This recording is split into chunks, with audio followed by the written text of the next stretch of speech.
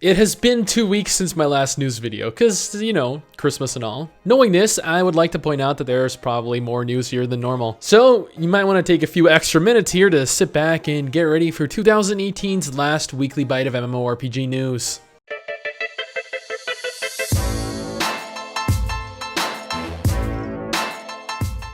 Let's start this off with December's biggest dud, Atlas. Atlas is Wildcard Studios' newest game, supposedly being the MMO version of Ark, with Wildcard both boasting breathtaking graphics and vistas and claiming that they can hold a whopping 40,000 concurrent players per server. People were very excited for this news, and they have every right to be. My wife, Mrs. STIX, and I both thoroughly enjoyed Ark, and I have to say, a pirate-themed version of it would be really fun. However, after repeated delays over the week leading up to its launch in early access, the game finally became available for select streamers to show off to their viewers. All that was shown was blank login screens, timeouts, bugged server selections, the same textures as Ark, and somehow worse combat and optimization. If you played Ark when it originally became available for players to try in early access, you may recall that it was a buggy mess as well, or I guess like a buggier mess than it is now. So this was no surprise to me and to a lot of other players that were on the fence about trying it out. However, Atlas's population continues to rise day after day somehow, even despite that lag making it almost impossible to play. The population surprisingly peaked at 53,000 concurrent players last night, which is insane.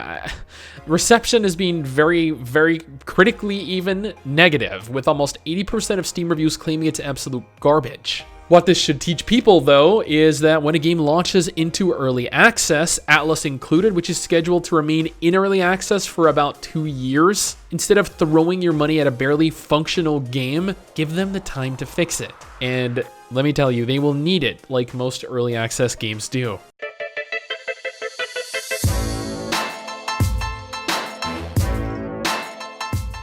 In surprising news, Lost Ark has found a Russian publisher before finding an English publisher. Mail, the Russian internet giant, has recently been revealed as Lost Ark's publisher in Russia. ArcAge, Perfect World, Dragon Nest, and even Allods Online are all published in Russia by Mail, so it came as no surprise to me personally that they would be the publisher Smilegate went with. While Smilegate have signed a contract, however, no specifics have been given pertaining to a scheduled Russian release. Closed beta is scheduled for next year, and Founders Packs have even gone on sale in preparation for their launch, but that's about all we're currently privy to. Absolutely no information on a North American or European release have been revealed yet, though, much to the dismay of the Western populace.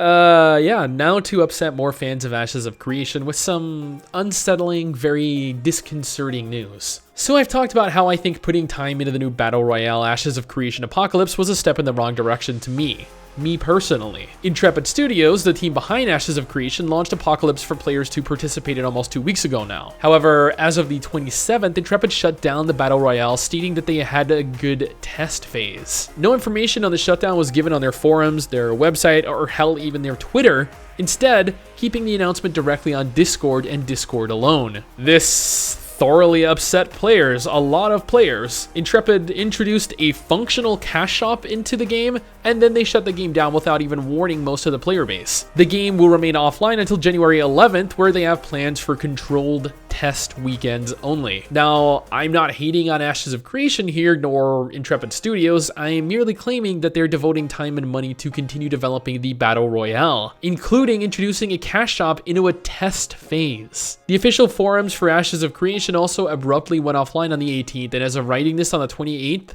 the forums still have yet to come back online. Once again, I am not claiming that the forums were taken offline as well to, I guess, mask the discontent, the dissatisfaction that the player base were showing during the test and after the test concluded. I am merely saying that it's, I guess, quite the coincidence that the official forums are unable to have players complain on them. Either way, I am curious where both the official Ashes of Creation MMORPG and the Apocalypse Battle Royale will end up.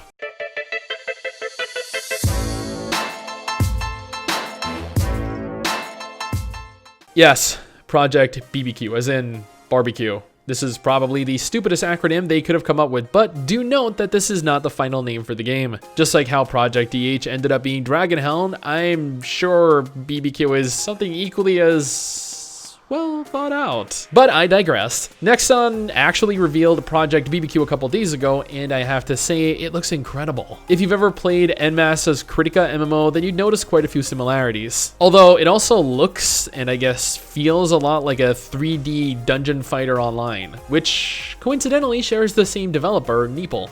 Project BBQ, which just does not sound any better regardless of how many times I repeat its name, is a 3D action MMORPG being built on Unreal Engine 4. However, the game doesn't have any estimated South Korean release, let alone any form of international release. So, other than the amazing action combat shown in the trailer and the amazing graphical style, not much is really known about the game. Project BBQ. Man, that name is just so...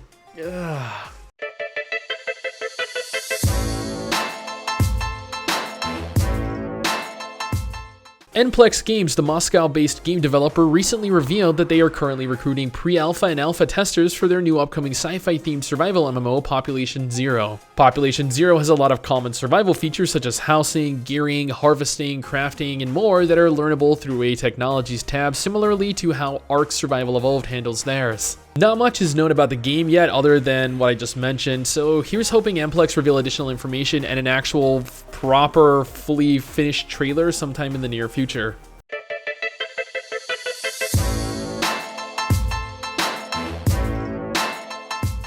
For those of you that have been eagerly anticipating any and all news pertaining to Ascent Infinite Realm, well, you're in luck. Kinda. Bluehole have released new information regarding dungeons, or more specifically, solo dungeons. This is a new, innovative feature targeted specifically at today's MMO gamer mentality. Solo play. We all know that the majority of MMO gamers these days prefer solo play over group content, so Bluehole have introduced dungeons for solo players in mind. So, yep, that's pretty much it for the next couple months. Sorry.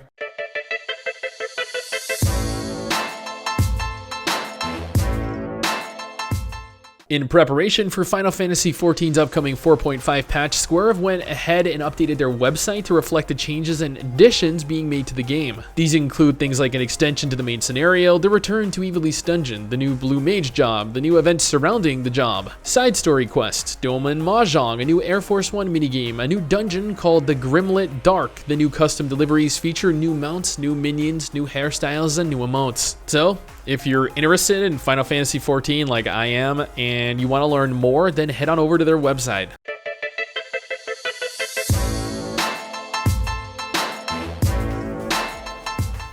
I don't even remember the last time I did a Guild Wars 2-piece. Regardless, ArenaNet have announced that the next living story, titled All or Nothing, will be going live on January 8, 2019. ArenaNet went on to describe the update by saying, as the commander heads toward the ultimate showdown with the Elder Crystal Dragon Krell Katorik, Tyria's entire landscape stands to be reshaped. Included in the new update is the new Thunderhead Peaks map, the legendary longbow Faris, a new Mount Mastery Bond of Fate, the new Diviner gear set, Siren's Reef, a new fractal for players to complete, and the new Dragon's Blood weapon set. And actually, that was about it. There wasn't really as much news over the last 2 weeks as I thought there had been. Regardless, we had some juicy little tidbits for games yet unreleased. Hopefully, that's enough to satiate people's appetite going into the new year. If not, then tune in next week for another weekly bite of MMORPG news video. I hope you all had a fantastic Christmas, by the way. I got to celebrate it with my wife, Mrs. STIX, and I got some really cool presents. You know, I ate a lot, pretty much what you do on Christmas. Here's looking forward to what 2019 has to offer us. Anyway, guys, that is it for me. Thank you all for watching, and I'll see you all next time. Peace. Thank you for watching this video. If you enjoyed it, drop a like, leave a comment, consider subscribing to my channel over here, checking out another video, or following both Wiggy and I on Twitter at ByteSticks and ByteWiggy to just chat or hang out.